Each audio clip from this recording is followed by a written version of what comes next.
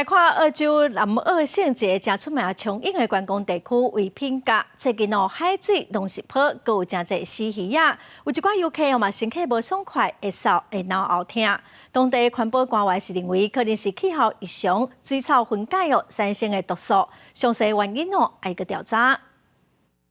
澳洲为东部甲南部沿海地区，未少海捕拢是爱冲泳的人的上爱。毋过南澳省维克杜港附近的维品架，顶日出现画面上即种不明的白色泡，达到数百公尺的海捕，除了歹片的臭味，也阁有海捕顶不时出现死亡鱼类等水产动物。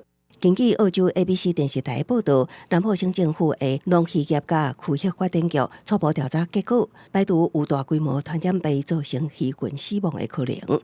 另外，水产动物的死因，主管单位认为是甲水中的盐分甲含氧量等因素有关系。环保局是将目标指向海中的微海草类的食物。The foam is generated when the microalgae starts to break down. The swell has increased since Sunday. And so that action is breaking up the algae, and that causes the foam. Thinking that it is at the moment is a bloom of microalgae, which has been driven by a long hot spell of very fine weather, low winds and low tides. So that's generating the conditions ripe for a bloom of microalgae, and some of those can impact on fish and also anyone who jumps in the water as well.